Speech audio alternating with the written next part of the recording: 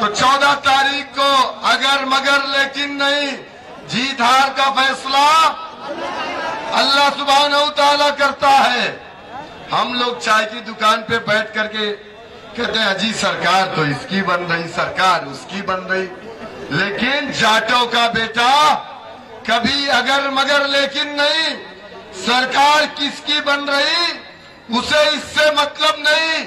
बहन जी ने नीला पट्टा किसके गले में डाल करके भेजा है, वो जाकर के बूथ पर अपने सिंबल को वोट डालता है, क्योंकि जब वो अपने सिंबल को वोट डालेगा तो वहां का कैंडिडेट नहीं बल्कि बहन जी मजबूत होगी, और जब बहन जी मजबूत होगी तो जाटो समाज की आवाज बनेगी।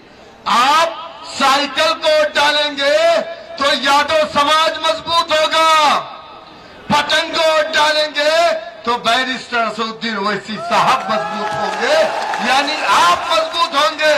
जब आपके कायद मजबूत होंगे तब इंशाअल्लाह ताला, अभी तो पूरे हिंदुस्तान में कोई एक नाम आप मुझे बता दीजिए, CNRC पर किसकी आवाज थी? आप पूछिएगा जाकर के उन नाम नहाद समाजवादी, बहुजन समाज, कांग्रेस पार्टी के दलालों से कि जब NRC हो रही थी हम एहतजाज कर रहे थे, हमें पुलिस की गोलियों से निशाना बनाया जा रहा था, तो कौन था जो हिंदुस्तान की पार्लियामेंट में खड़े होकर के उस काले कानून को फाड़ा था? क्या नाम था उसका? समाजवादी पार्टी के अखिलेश ने फाड़ा था, BSP के लोगों ने फाड़ा था, या कांग्रेस पार्टी के लोगों ने, या BJP के मुख्तार अब्बास नकवी ने बोला था? नहीं ना। कौन बोला? दादरी से लेकर के बाबरी तक किसने आवाज उठाई? ऐ मेरे समाज के गय्योर नौजवानों, आपने कभी वोट नहीं डाला ना। उसके बाद जब हमने 2013 में पहली मर्तबा YouTube पर देखा, हम परेशान हो गए कि वो कौन है जिसे हम जानते नहीं, लेकिन पार्लियामेंट में खड़े होकर के हमारी आवाज बनते हैं। हमने सर्च करना शुरू किया। मैं सलाम करता हूं हैदराबाद की गय्यूर अवाम को, जो कभी अगर मगर लेकिन नहीं अपने कायद को, मेरे कायद को, आपके कायद को 2,14,000 वोटों से जिता करके भेजते हैं। और वो कायद एक इलाके की नहीं, एक लोकसभा की नहीं, एक शहर की नहीं, हिंदुस्तान के गरीबों की, मजलूमों की, SC ST OBC की अगर आवाज है कोई, तो उस आवाज का नाम मजलिस इत्तेहादुल मुस्लिमीन बैरिस्टर असदुद्दीन ओवैसी साहब। आप इनको वोट देंगे। अच्छा, ज़ियाउर रहमान साहब कितने बजे सो के उठते हैं आपको मालूम है? कितने बजे? 12 बजे। 12 बजे उठते हैं। हाफिज वारिस साहब 6 बजे। तो वहां आप लाइन लगाए रहेंगे, पुलिस वाला रास्ते में रोक लेगा, डंडे मारेगा, हवालात में डालेगा, ज़ियाउर रहमान का फोन नहीं उठेगा। जब पहुंचोगे तो 2 बजे शहंशाह उठ करके नीचे आएगा। और हाफिज वारिस साहब 5 बजे, 4 बजे, 2 बजे आपकी खिदमत में हाजिर है। आपके कायद का नंबर पूरे हिंदुस्तान के पास है, हर कोई फोन करता है। मैंने सुना है जिनके घरों में पानी भी नहीं आता, वो भी फोन करके कहते हैं हसन साहब मेरे घर में पानी नहीं आता। मेरे कायद लोकल कारपोरेटर को लाइन पे लेकर के बात करते हैं, देखो मियाँ उस घर में पानी नहीं आ रहा है, वो परेशान है। ये काम है मजलिस इत्तेहादुल मुस्लिमीन का। एक बार अगर आपने मौका दिया, ये 4 बार 5 बार के MP, मेरे कायद भी 4 बार के MP है। जाओ हैदराबाद को देख करके आओ। 14,500 गरीब बच्चों को मजलिस इत्तेहादुल मुस्लिमीन मुफ्त में तालीम देती है। असरा हॉस्पिटल 2200 बेड का, ओवैसी हॉस्पिटल 2400 बेड का, 50 रुपए की पर्ची बनवाइए, 3 महीने डॉक्टर को फ्री में दिखाइए, कोई फीस नहीं। ये काम है। इन्होंने क्या बनवाया, क्या बनाया? कुछ ना बनाए, न बनाएंगे। जज्बात में आकर के बिरादरी के नाम पे आपका वोट भी लेंगे, नोट भी लेंगे, और फिर जीतने के बाद जाके एयर कंडीशन कमरों में सो जाएंगे, कभी पलट करके नहीं देखेंगे। मैं मेरे दोस्तों, वक्त बहुत कम है, आगे भी हम लोगों को जलसे में जाना है। मेरी आपसे यही आने वाली 14 तारीख को अगर मगर लेकिन नहीं, सुबह उठ करके फजर की नमाज पढ़ करके सबसे पहले अपने घर की औरतों का वोट डलवाइए, उसके बाद अपना वोट डालिए, बिस्मिल्लाह करके डालिए। अल्लाह बरकत दे। आप कुंदर की जीत रहे हैं, इंशाअल्लाह ताला आपके सर पर सेहरा सजेगा। बहुत बहुत शुक्रिया, खुदा हाफिज। अब मैं पार्टी के कौमी सदर काबिल एहतराम इज्जतमाब आली जनाब बैरिस्टर असदुद्दीन ओवैसी साहब अब आपको खिताब फरमाएंगे।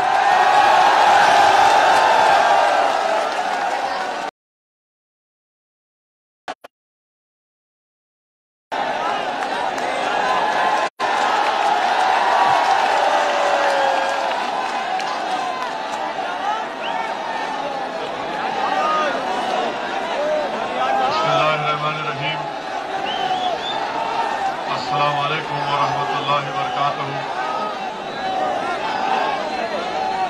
मोहतरम जनाब हाफिज वारिस साहब, जो कुंदरकी के मजलिस इत्तेहादुल मुस्लिमीन के उम्मीदवार हैं,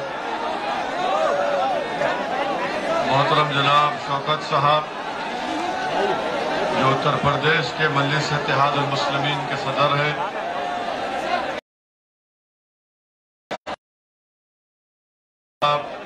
एडवोकेट जो उत्तर प्रदेश की जनरल सेक्रेटरी है, शहनशीन मंच पर बैठे हुए तमाम मजलिस के जिम्मेदारान,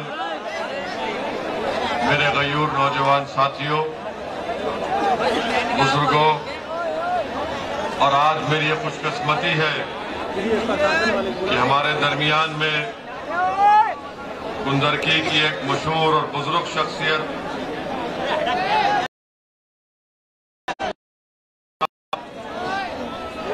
अब्दुल सलाम साहब क़िबला तशरीफ फरमा है, और हमारे लिए ना सिर्फ ये बाइज़ इज्जत भी है बल्कि बाइज़ बरकत भी है। मुझे बताया गया कि हजरत मौलाना अब्दुल सलाम साहब क़िबला अल्लामा हबीबुर रहमान मुजाहिद मिल्लत के खलीफा और शागिर्द भी हैं। खुशकिस्मती है। मैं हजरत मौलाना अब्दुल सलाम साहब का खैर मुकद्दम भी करता हूँ, उनका शुक्रिया भी अदा करता हूँ, और जरूर ऐसे अल्लाह वालों की मौजूदगी से हमारी इस मीटिंग और पुरनूर हो जाएगी, और उनकी दुआओं से इंशाअल्लाह ताला, आप तमाम की दुआओं से अल्लाह सुब्हानहू तआला हाफिज वारिस को यहाँ से कुंदरकी का एक नया विधायक बनाकर उत्तर प्रदेश की विधानसभा में भिजाएगा।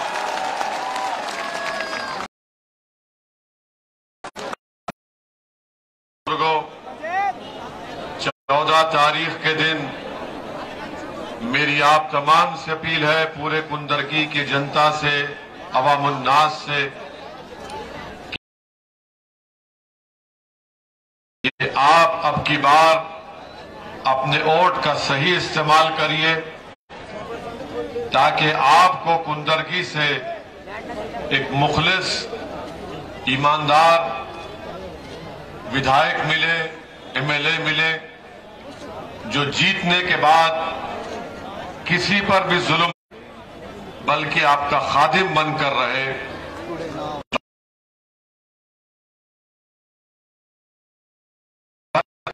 महसूस करे और आपके मसाइल, आपकी तकलीफ को हल करने के लिए दौड़ता रहे, और साथ ही साथ आप एक ऐसे विधायक को वोट देकर कामयाब आप करेंगे जो उत्तर प्रदेश की विधानसभा में जाकर खामोश नहीं बैठेगा, जो उत्तर प्रदेश की विधानसभा में जाकर कुंदरकी के अवाम की तकालीफ का जिक्र भी करेगा, हुकूमत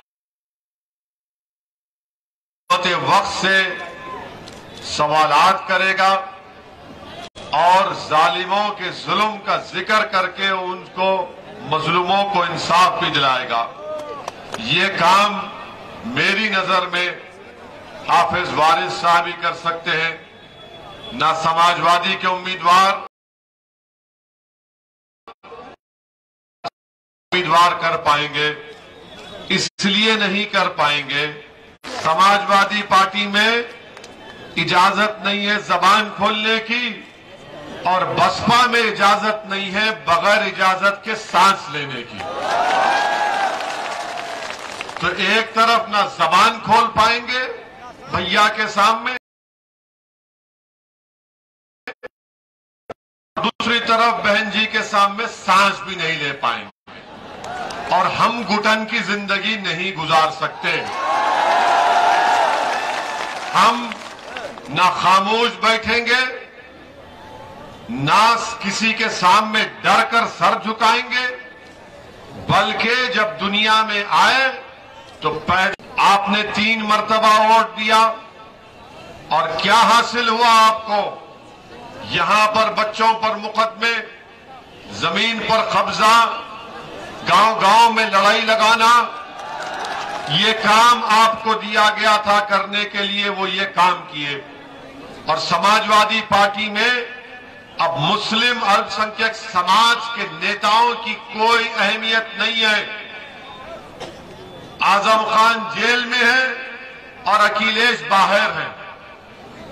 आजम खान पर इल्जाम कि उन्होंने अपने मंत्रालय में ज्यादा लोगों को नौकरी दी, तकर्रुर किया, और अखिलेश यादव तो दूध के धुले हुए हैं ना। अब आप खुद फैसला कर लो। तो इसीलिए आपके लिए बेहद जरूरी है कि कुंदरकी की जनता हाफिज वारिस को अपने कीमती वोट देकर उनको कामयाब करके अपना विधायक बनाए, ताकि हाफिज वारिस जब इंशाअल्लाह आपके दुआओं से और नबी करीम सल्लल्लाहु अलैहि वसल्लम के सदक़े और तुफैल से कामयाब होगा, तो हाफिज वारिस उत्तर प्रदेश की ऐवान को हिला हिला कर रख देगा इंशाअल्लाह ताला। आज आपने हाफिज वारिस की तकरीर को सुना। हाफिज वारिस आपसे कह रहे थे प्यारो प्यारो प्यारे प्यारे कह रहे थे ना, मगर जब हाफिज वारिस विधानसभा में जाएंगे तो कहेंगे प्यारे नहीं कहेंगे, कहेंगे सुनो जालिमों, कुंदरकी की जनता से इंसाफ करना पड़ेगा। सुनो अब इख्तिदार की कुर्सियों पर बैठने वालों, अब तुम हमसे हमारा हक नहीं छीन पाओगे।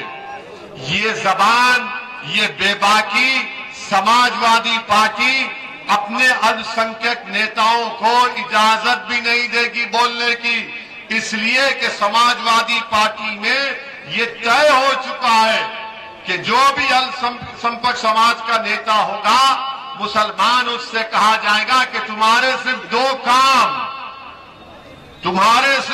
काम, एक काम दरी बिछाना, दूसरा काम नारा लगाना भैया तुझ पे जवानी कुर्बान। तो क्या आप दरी बिछाएंगे? क्या आप दरी बिछाएंगे? क्या आप अपनी जवानी को भैया पे कुर्बान करेंगे या इस दीवाने का साथ देंगे? मैं ये नहीं कह रहा हूं कि अपनी जवानी को मुझ पे कुर्बान करो। क्यों नहीं कह रहा हूं? मैं खुद जवान हूं और मैं इंशाअल्लाह जवानी रहूंगा। दाढ़ी थोड़ी वाइट हो गई धूप में, मगर मेरी अम्मा आज भी मुझको कहती है मेरा बच्चा, इसीलिए मैं ऑलवेज यंग हूं। मैं अपनी जिंदगी को तुम पे कुर्बान करूंगा इंशाअल्लाह ताला। मैं तुम पर आंच आने नहीं दूंगा। मुझ पर गोलियां चले, कुछ चले, मगर मैं अपनी जिंदगी को गरीब और मजलूमों के इंसाफ के लिए, आपके हक के लिए, आपका जायज मुकाम दिलाने के लिए और हाफिज वारिस को आपका नेता बनाने के लिए हम एक एक जिंदगी की सांस को उस पर सर्व कर देंगे। तो मैं आपसे अपील कर रहा हूं, कि अब आप अपनी जवानी भैया पे कुर्बान मत करो। और मैं समाजवादी पार्टी के चमचों से कहना चाह रहा हूं, जरा समझो, तुम्हारे दादा जवानी कुर्बान कर दिए, तुम्हारे ये जवान कुर्बान हो गए। अरे कितनी जवानी कुर्बान करेगा भैया पे? अब जवानी कुर्बान नहीं होगी, अब जवानी इस्तेमाल होगी तो हिस्सेदारी की लड़ाई की इस्तेमाल होगी इंशाअल्लाह ताला। अब जवानी इस्तेमाल होगी तो मजलूम अवाम के इंसाफ दिलाने के लिए इस्तेमाल होगी। बहुत कुर्बान कर दिए गैरों के लिए, अब अपनों के लिए आपको खड़े होना पड़ेगा। आपके दरमियान में आपका भाई ओवैसी खड़ा हुआ है, आपके दरमियान में आपसे खंदा मिलाए एक दीवाना हाफिज वारिस खड़ा हुआ है, आपको इनका साथ देना है। अब रहा सवाल हाथी का, माशाअल्लाह से सही जगह गए हैं, बहुत सही जगह गए हैं, वो बहुत सही जगह गए हैं। अब आप हाथी पर ही बैठे रहिए, इधर मत आइए कुंदरकी को। क्या क्या कर दिया बताइए? 3-3 बार के विधायक, अनेक इंटर कॉलेज की जमीन आपका फर्जन हड़प लेगा है। और फिर यह भी बताया गया कि अहमदनगर के इकबाल प्रधान की जमीन पर धोखे से कब्जा कर लिया। अरे कैसा विधायक था कि गारत का गड़ा भरता ही नहीं है इसका, यानी जो है आने दो इधर ही। अरे कितना खाओगे?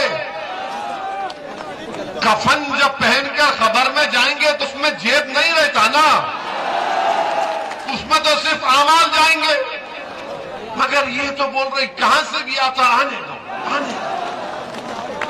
यहां से खाएंगे, कान से खाएंगे, काका से खाएंगे। अब ये बंद करिए इन चीजों को। कुंदरकी की आवाम से अपील कर रहे हैं कि आपने सबको मौका दिया, समाजवादी को दिया, आपने समाजवादी के बुजुर्ग उनको एमपी बनाया, एक नहीं 5 मर्तबा बनाया। मेरी अल्लाह से दुआ है कि अल्लाह उनको सेहत दे। मगर अब आपको मुस्तकबिल का सोचना है, मुस्तकबिल का सोचना है।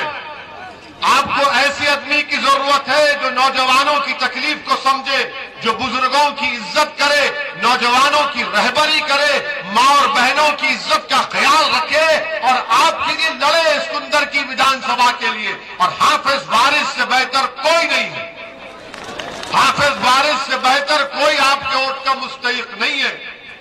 हां, ये लोग आएंगे, बहुत से इल्जामात लगाएंगे। मैं पूछना चाह रहा हूं समाजवादी पार्टी से कि आप हम पर इल्जाम लगाते हैं। पार्लियामेंट में समाजवादी पार्टी के 5 एमपी हैं, बसपा के 10 हैं। 2019 में दोनों बहन जी और भैया मिलकर चुनाव लड़े। क्या आपने बीजेपी को वोट दिया था? नहीं दिया था ना आपने। क्या देंगे बीजेपी को वोट? तो फिर पूरे उत्तर प्रदेश में सिर्फ समाजवादी के 5 जीते, एक पिताजी, एक बेटा और 3 मुसलमान। अब आप मेरे को बताओ कि इनके पास 5 एमपी है ना? मजलिस के पास 2 है, 2 है। जब ट्रिपल तलाक का बिल आया,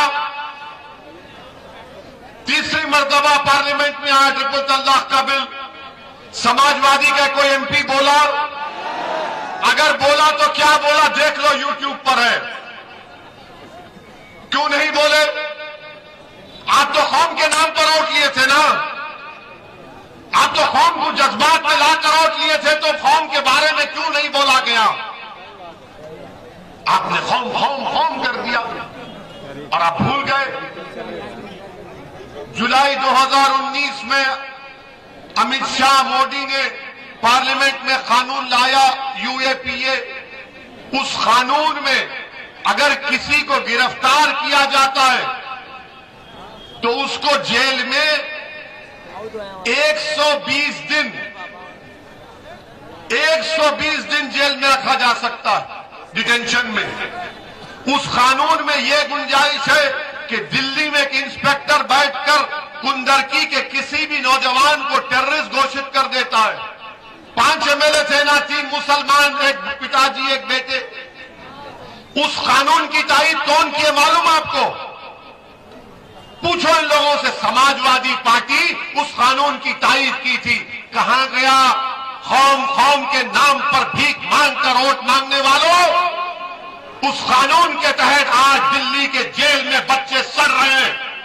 उस कानून के तहत देश की जेलों में नौजवानों को 3-3 साल से बेल नहीं हो रही है।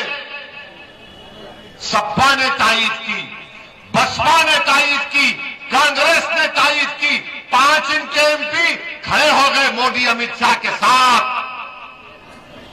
और 2 एमपी मंजलिस के खड़े हो गए, मुखालिफत में खड़े हो गए। हमने और उस कानून के खिलाफ वोट नहीं दिया। मैंने तरमीमात पेश किए, मैंने पार्लियामेंट में खड़े होकर तकरीर किया और कहा कि इस कानून का इस्तेमाल मुसलमान, दलित, आदिवासियों पर होगा।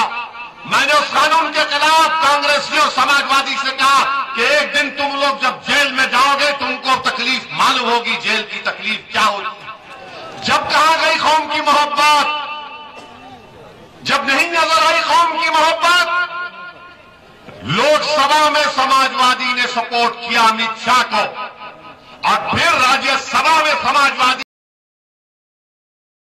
ने सपोर्ट किया, तायीद की इस कानून को, कानून बनाने के लिए इस बिल को।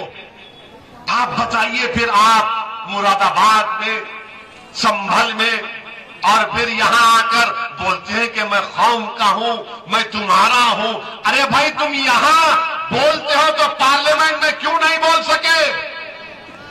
क्यों नहीं बोल सके पार्लियामेंट में?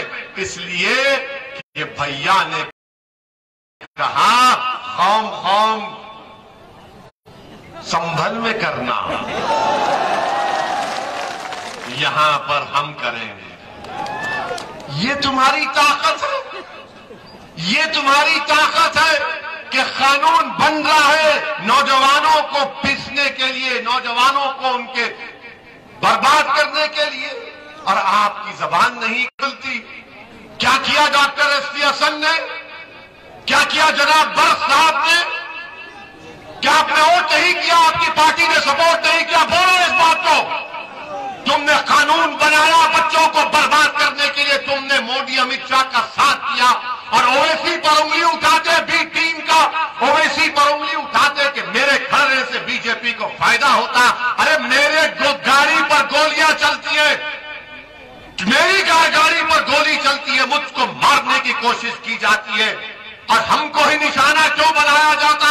क्योंकि ये जानते हैं कि ये वाहिद मर्द है जो जालिमों के खिलाफ खड़ रहा है, लड़ रहा है। हमारी जान लेने की कोशिश होती है, हमारे साथियों की जान लेने की कोशिश होती है, मगर आप पे कुछ नहीं होता। आप तो दूध के धुले हुए हैं, आपको तो कोई पूछता नहीं है। और हमारे अतराफ ये पूरे शैताना लगे हुए हैं, कोई गोली मारो, कोई गर्दन काटो। मेरे अजीज दोस्तों और बुजुर्गों, ये बात समझाने के लिए कह रहा हूं, मिसाल दे रहा हूं ताकि आप 14 तारीख को अच्छा फैसला ले सकें। मैं भी 2004 में एमपी बना, 2009 में अल्हम्दुलिल्लाह अल्लाह ने मुझे बनाया, हैदराबाद की अवाम को सलाम। 2014 में फिर से हैदराबाद की अवाम ने मुझे एमपी बनाया, 2019 में मुझे बनाया। मैं 4 मरतबा का एमपी हूं और मैंने हर एमपी को जो पैसा मिलता है एमपी लाइट फंड का, एक आरटीआई एप्लीकेशन डालकर देखो, मैंने वो एक एक पैसे को इस्तेमाल किया हूं। मेरा काम दिखता है हैदराबाद में, एक नहीं सुनो आप, एक इलाका है गोलकुंडा के नाम से, गूगल करो, गूगल करके देखो। वहां पर मैंने अपने एमपी फंड से 10 करोड़ की बच्चियों की तालीम की डिग्री इंटर कॉलेज की बिल्डिंग बनाई, वहां पर एमपी के फंड से बनाई। वहां पर एक नहीं, वहां पर कम से कम मेरे ख्याल से 500 से ज्यादा बच्चियां तालीम हासिल करती हैं उस एक बिल्डिंग में। कई स्कूल की बिल्डिंग मैं बनाया हूं, कई जगह पर पानी की लाइन, सीवरेज लाइन का काम मैं कराया हूं। बताओ जो एमपी है आपने क्या किया? कौम कौम, अगर मैं कौम कौम बोल के कौम को जज्बात में लेकर जाऊंगा और काम नहीं करूंगा तो फिर ये कौन सी मोहब्बत है कौम की? बताओ। अगर मैं पार्लियामेंट को जाऊंगा, कौम के नाम पर वोट लूंगा और पार्लियामेंट में जाकर अमित शाह और मोदी के कानून की तारीफ करूंगा, तो ये कौम से मोहब्बत नहीं है, ये गद्दारी है, गद्दारी है, गद्दारी है। ये वफादारी की निशानी नहीं है, वफादारी और बहादुरी की निशानी है कि गोलियां चल रही है तो कह रहे हैं कि तू तीर आजमा, तू तीर आजमा, हम जिगर आजमाएंगे। चलाओ गोली, हमारा जिगर देखो। आज तुम्हारे सामने खड़ा हूं। मैंने पार्लियामेंट में खड़े होकर कह दिया कि मैं रसूलुल्लाह सल्लल्लाहु अलैहि वसल्लम के गुलामों का गुलाम हूं। मैं सब उम्मत के मकी के दर का कुत्ता हूं।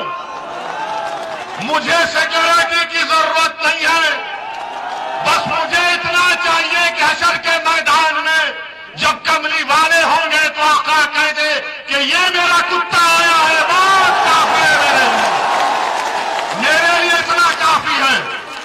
मरना तो है एक दिन, मगर जिएंगे कैसा वो दुनिया याद रखेगी उसको। और इसीलिए हमने कहा अमित शाह साहब से आपका thank you. I don't want Z category. Akhilesh भैया तो माशाल्लाह Z+ में फिरते हैं, हम तो आपके दरमियान में। अभी देवबंद गए थे तो हमको ऐसा टूट पड़े कि सब तोड़ दिए। कोई हमको चीरा, कोई हमको, हम समझ रहे कि भाई कोई लैला आ गई क्या इनके दरमियान में। मेरे भाई, हमको Z कैटेगरी की जरूरत नहीं है। क्यों नहीं है? क्योंकि कुंदरकी की जनता की जान की हिफाजत होगी तो ओवैसी अपने आप को महफूज समझेगा। अगर वो 22 बच्चों को गोली मार दिया गया CAA के प्रोटेस्ट में, तो फिर उनकी जान की कीमत नहीं है, तो ओवैसी जान की कीमत क्या है बताओ मेरे को। कासगंज के पुलिस स्टेशन में आपको पुलिस कस्टडी में मार दिया गया, मैं Z कैटेगरी लेकर क्या कर लूंगा? कब तक ये सियासतदान, कब तक नेता अपनी सिक्योरिटी की फिक्र करेंगे? अरे गरीब की जिंदगी तुम्हारी जिंदगी से बढ़कर है, याद रखो। जो नेता ये सोचना शुरू कर देगा कि गरीब का सुरक्षा मिलना चाहिए, दलित को मिलना चाहिए, महिलाओं को मिलना चाहिए, अल्पसंख्यक समाज के मुसलमानों को मिलना चाहिए, तब देश मजबूत होगा। मगर क्या मामला ये है, हमको बोले Z ले लो, हमने कहा Z कैटेगरी नहीं चाहिए, A कैटेगरी का शहरी का स्टेटस हमको दे दो, बराबरी दे दो। अगर वो मेरी बच्ची मुस्कान, मेरी बेटी अगर तालीम हासिल करने के लिए जा रही है,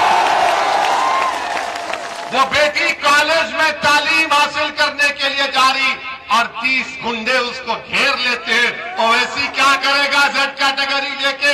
जब मेरी बेटी कॉलेज जाने से अगर उसको रोक दिया जा रहा है। मेरे अजीज दोस्तों और बुजुर्गों, मैं ये अपनी तारीफ या अपनी मकबूलियत के लिए नहीं कह रहा हूं, मैं पूरी ईमानदारी के साथ कह रहा हूं। अल्लाह मेरे दिल का हाल जानने वाला है, क्योंकि मरकर मुझे भी साथ देना है। मैं नहीं चाहता हूं सिक्योरिटी मुझे लाख, मेरे दोस्त, मेरे भाई अकबर ने कहा कि ले लो भाई। मैंने कहा जब तक दुनिया में जिंदा रहूंगा आजाद पंछी की तरह रहूंगा। मैं सोने के पिंजरे में बैठकर अपनी जिंदगी नहीं गुजार सकता। हाँ, जिस दिन अल्लाह ने तय किया कि किसी की गोली से तू इस दुनिया से जाएगा, तो मैं तो कहूंगा परवरदिगार, हक तो यह है कि हक अदा ना हो सका, क्योंकि इतनी मोहब्बत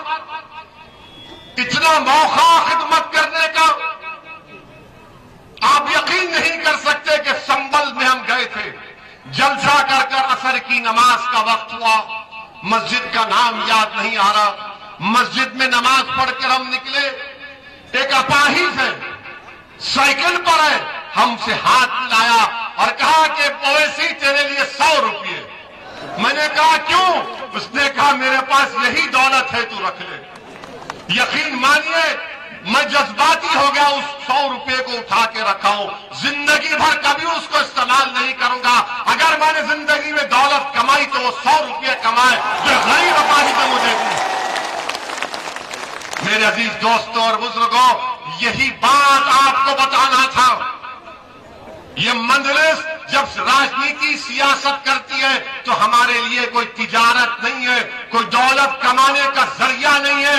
मजलिस जब से बनी और सुबह क़यामत तक जब तक रहेगी इंशाअल्लाह ताला हबीब करम के नबी करीम के सदक़े में, तो तिजारत या दौलत नहीं बल्कि गरीब मजलूम को उनका इंसाफ दिलाने के लिए, मुसलमानों को, दलितों को, पिछड़ा समाज को उनका हक दिलाने की लड़ाई लड़ते रहेंगे।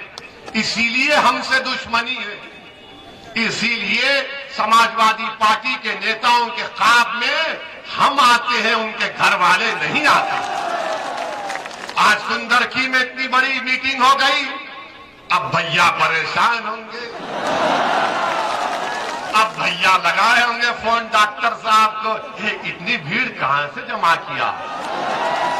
अच्छा आपको पैसे देकर बुलाया गया? बोलो आपको पैसे दिए तो फिर क्यों आए तुम? मोहब्बत में आए ना, मोहब्बत में आए ना, मोहब्बत में आए ना। बस यही मोहब्बत हमारी ताकत है। जो समाजवादी बसपा इससे नफरत करती है, ओवैसी मोहब्बत को आम करने आया है। और गोली मारने वाले ये समझते हैं कि मोहब्बत को आम कर रहा है, हम नफरत पैदा करेंगे। तुम्हारी गोलियों का जवाब ये मोहब्बत 14 तारीख को कुंदरकी में दिया जाएगा। तुम्हारी नफरत का जवाब ये मोहब्बत देगी, तुम्हारी गोलियों का जवाब ये सरों का समंदर इंशाअल्लाह ताला कुंदरकी से एक नई तारीख रकम करेगा और यहां से दीवाने हाफिज वारिस को भी विधायक बनाकर भिजाएगा इंशाअल्लाह। मेरे अजीज दोस्तों और बुजुर्गों, अब दूसरी बात और कुछ बोले सपा के बारे में? काफी है ना, काफी है ना इतना? नहीं, अभी मोदी के बारे में बोलना, हाँ इतना काफी है, बस है चाचा के लिए। आप समझ गए हमारी बात को, आप समझ गए।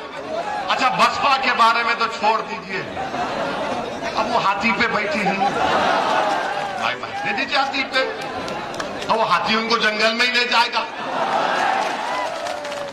उनका हो गया टाइम अभी। उनका तो मुझे कोई बता रहे थे कि उनका कोई ऑडियो आया, सही है क्या? सही है, ऑडियो सही है, सही है। आपने सुना? क्या सुना? क्या सुना? क्या सुना? अरे जोर से बोलो, जोर से बोलो। तुम दोगे बीजेपी को? तुम दोगे बीजेपी को? तो सुनो हाथी पर बैठने वाले, तुम तो घर में बैठ जाओ, अब तुम्हारा काम हो गया। अब आपको बताते हैं कि अभी टाइम है। अभी आपको बताना चाह रहे थे कि कल देश के प्रधानमंत्री सहारनपुर गए थे ना, देखा अपनी गाड़ी में बैठे हुए हैं,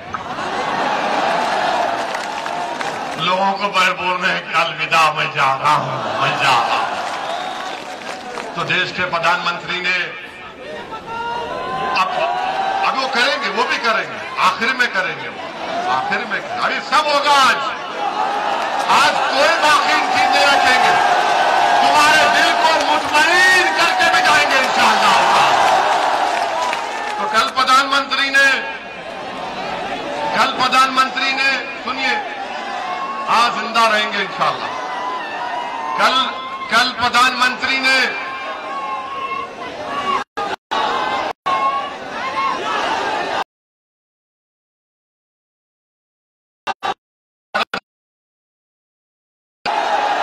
नारा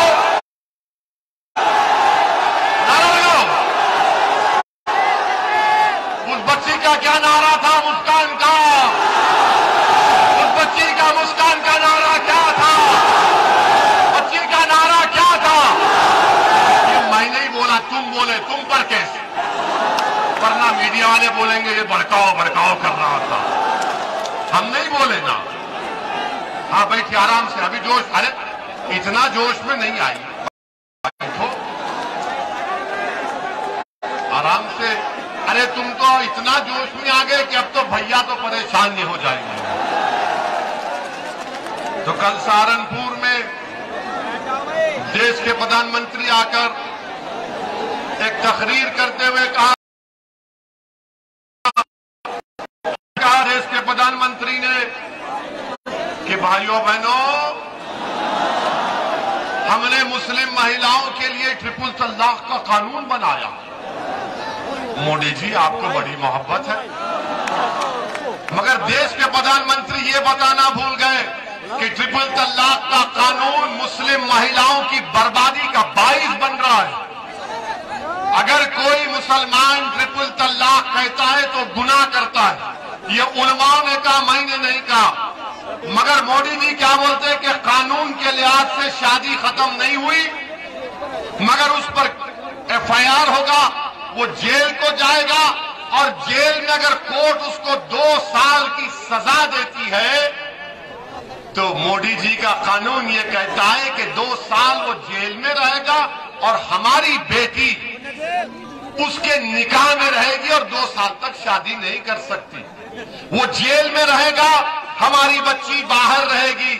और मोदी जी ने उस अपनी हमारी मुस्लिम बहनों से कहा कि भाइयों बहनों, जब वो 2 साल की सजा काट कर जेल से निकलेगा तो आप लोग बैंड बाजे को लेकर जाइए, फूल का एक माला लेकर जाइए, हाथ में एक गुलाब जामुन या मिठाई लेकर जाइए, और जब वो पागल घड़ा निकलेगा जेल से तो बाजे वाले ये बजाना चाहिए धुन कि बजाओ फूल बरसाओ, बहाओ फूल बरसाओ, ट्रिपल तलाक देने वाला बाहर निकला।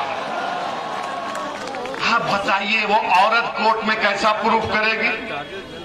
अगर किसी के घर में वो बदमाश किस्म का आदमी बोल देता है, क्या कोई घर वाला जाकर बोलेगा हाँ हमने सुना था इसको बोलते हुए? वो पूरा औरत पे, महिला पे डाल। मोदी जी आपका मकसद एक ही था कि मुस्लिम नौजवान जेल में जाए और मुस्लिम महिला रोड पर आए, जो आपने ये कानून बनाया। इसीलिए हम उसकी मुखालिफत कर रहे थे, इसीलिए हम उसकी मुखालिफत कर रहे थे। मगर ये टीवी पर बैठने वाले, मोदी जी के चाहने वाले, आप मुस्लिम महिलाओं को दबाना चाह रहे हैं, हमको दबाना चाह रहे। हम खुद दबे हुए हमारे घर में, हमको मालूम क्या हाल है हमारा। हमसे लोग पूछे कि तुम इतना भड़काऊ भाषण क्यों देते, तो हम बोले घर में नहीं बोल सकते, बाहर निकल के बरास निकाल सकते। अब क्या बोलेंगे इनको? ये कोई बात है? अरे मोदी जी आप तो बोल देना चाहिए था कि देश की बच्चियां जो निकाब हिजाब या कुछ नहीं पहनती, खूब पढ़ाओ, देश को मजबूत करो। मगर मोदी जी कुछ नहीं बोले, कुछ नहीं बोले। अरे अगर सर पे हिजाब और निकाब पहनना इल्म हासिल करने के लिए स्कूल को, कॉलेज को जा रहे हैं तो उसकी मुबारकबाद देना चाहिए।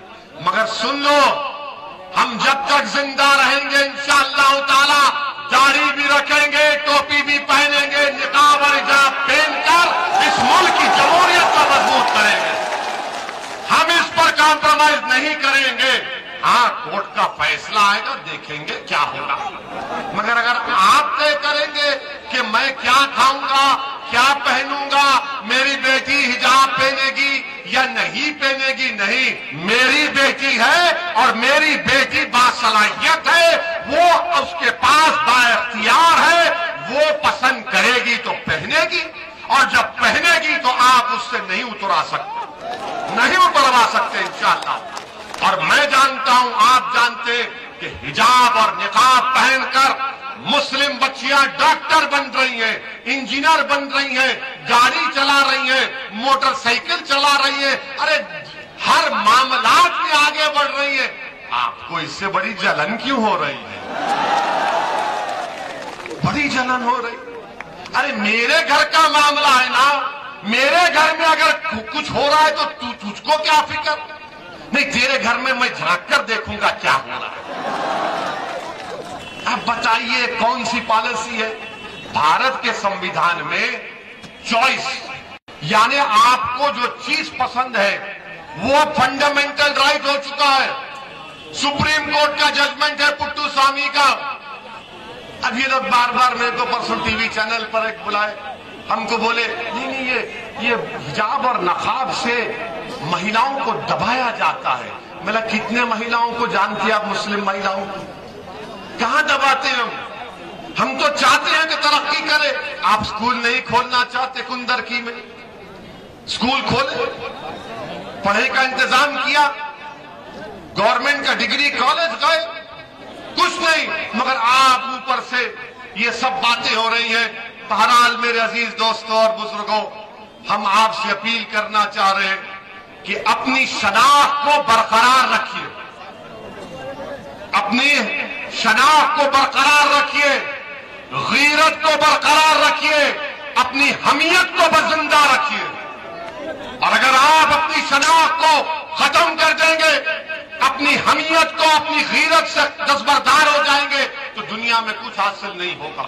तो इसीलिए आपसे अपील कर रहे हैं कि आप 14 तारीख के दिन इंशाअल्लाह ताला आप तमाम लोग हाथ उठाकर ये बता दीजिए कि आप हाफिज वारिस के पतन के निशान पर बटन दबाएंगे इंशाअल्लाह ताला।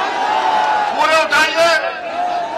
और जब क्या होगा उस दिन 14 तारीख के दिन पतन रमजान के कुंदरकी में खींचेंगे और कामयाब करेंगे। अस्सलाम वालेकुम व रहमतुल्लाहि व बरकातहू।